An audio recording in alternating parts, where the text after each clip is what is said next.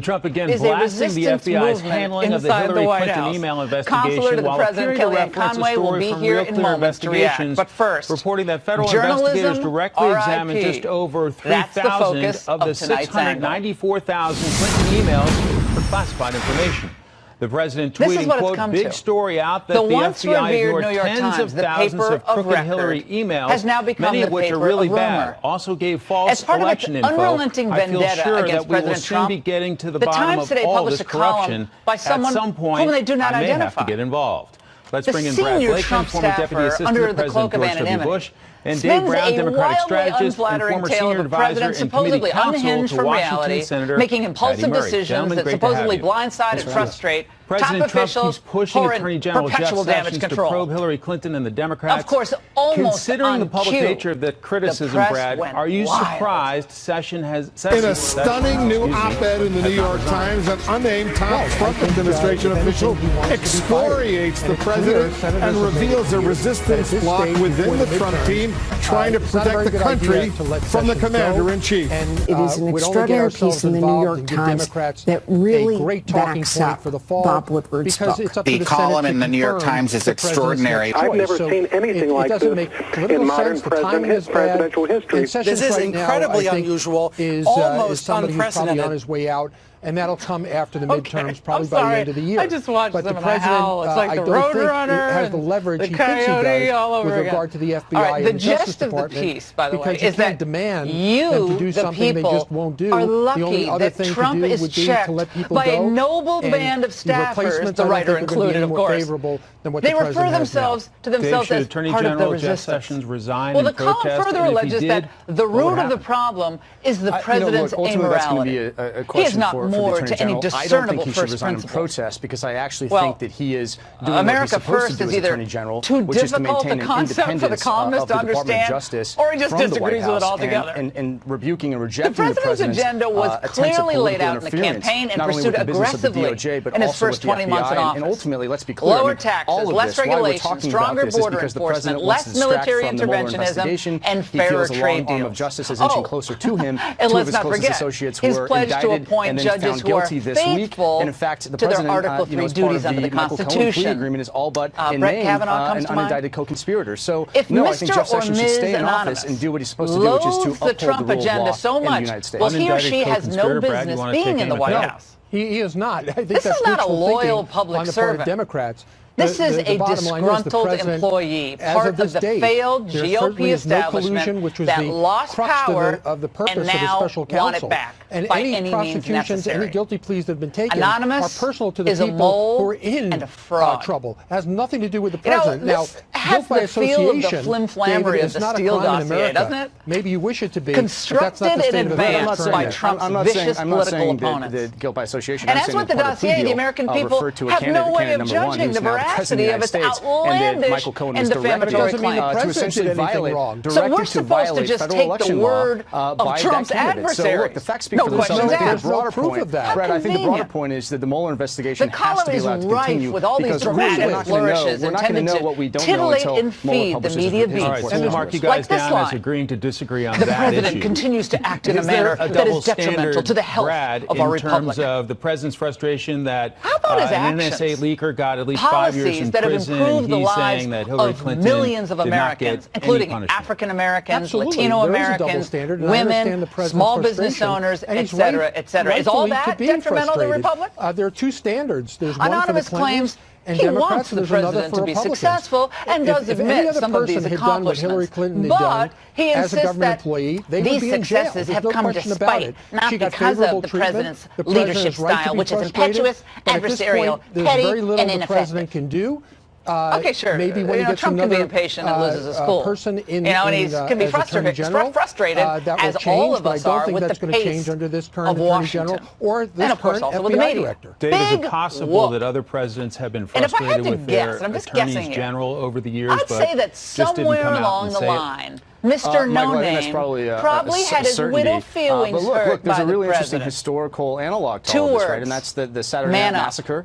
If you President think Nixon, so highly of yourself and really stand by your claims, the special prosecutor in step that case, forward Cox, and the Attorney identify General yourself. refused. The Deputy Attorney General kicker in this piece is when anonymous claims that the cabinet officials, the so Solicitor General, distraught by the president, of course, acting even Attorney toyed General, with the idea of invoking the to 25th fire Amendment. Cox, and he carried out that order. And so, look, there is a historical context to all of this. And if it anything, I lays think out the the Nixon path case for really removal of the illustrates in president stark in relief cases of, quote, inability, and that's a term that has never been defined or tested. The idea that the 25th Amendment would ever be used is really hard to contemplate that we're at that point. Why won't Paul Ryan and Mitch McConnell today convene a hearing on the 25th Amendment? I would haul political appointees from every agency and ask who talked about invoking the 25th Amendment and what did you see? A direction that a political enemy, a political opponent be criminally prosecuted. Make no mistake. That's a double standard. This is part of a persistent drumbeat. It started in the wake of the election. The deep state, with its faceless, nameless sources, launched their own internal campaign against Trump. Make that order to the Jeff Then Sessions the beat was taken up by everyone from Michael Wolff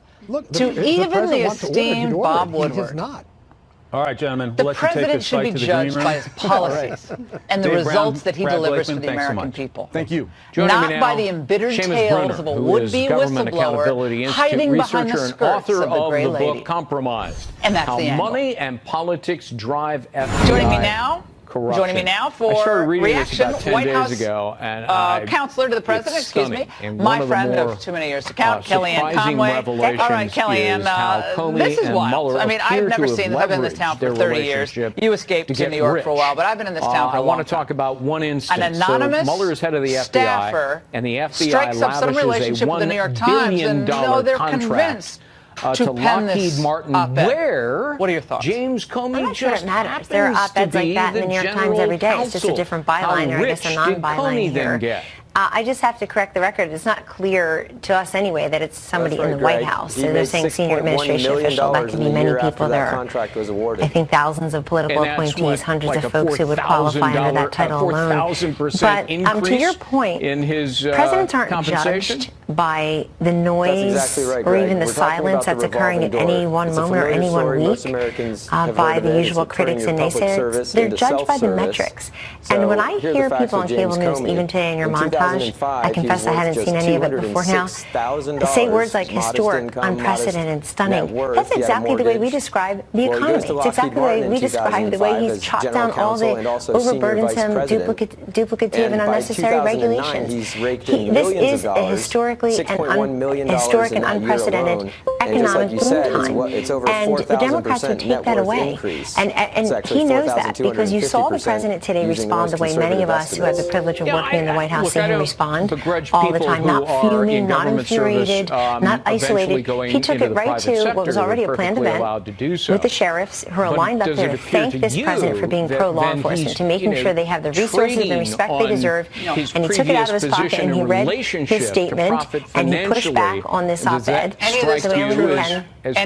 of the things that are in this op-ed ring true at all? I mean, I love capitalism. What rings true to me is that people but this is not are trying to have it both ways. They want to serve in the government, and they're pretending that they're somehow protecting the country from Donald Trump. You see that all throughout the Woodward book. But is this a fault of staffing? I mean, we have a very small presidential personnel office compared to Obama. I think half the staffers last time I checked. I know Johnny It really depends who it is, though. It really depends who it is. In other words, it depends who it is. But we've always been concerned from the beginning that there were people in this administration who did not buy into the Trump agenda, looked down upon it, thought we can thwart the agenda, whether it's the wall or, and they're kind of laughing at the agenda. And I was worried about it. A lot of like-minded people who were with Trump from the very beginning were very worried. I'm still worried about it. I hear you. I would got an op-ed in the New York Times. Yes, indeed, and it really depends who it is. But I also think that's not particularly relevant. But meaning like who it is. But what I want to say is it could be someone in the West Wing. It's just it could be.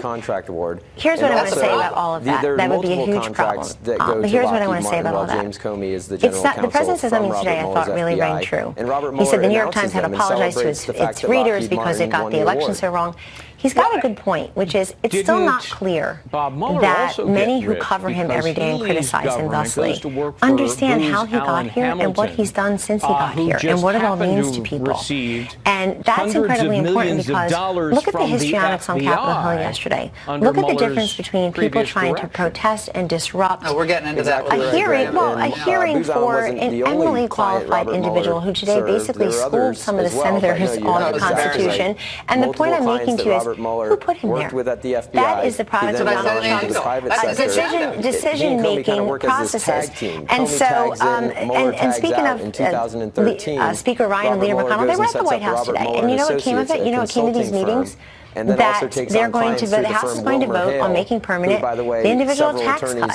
So the people saying, oh, they should have voted this amendment, then they're actually continuing with the president's agenda. They know it's working. But this drumbeat, and it's with Woodward, who has won every journalistic award, well respected. By the way, did you see this? Like you're mentioning this Woodward deal. Like this is the goofy. Yeah, I'm thrilled. I don't know if you guys. Well, the annotation is. This is one of the goofiest things I have ever seen. This is a transcript of a call that says nothing. Right? Where the president is actually, I think, really cool. That's right. And with Woodward saying, "Well, it's probably going to be a lousy book." I'm not really. He's like Kellyanne. There's a part where he talks about Kellyanne. It's like so idiotic. Like who cares? From the government, looking at the contractors, I got to play for you something that John Kerry, former Secretary of State, Democrat, obviously Obama, said tonight on CNN. These people throw men and women in this jail. Is a genuine constitutional Stewart, crisis. example, this is a moment where it's a crisis of conscience for people in the United States Senate on the other side of the aisle,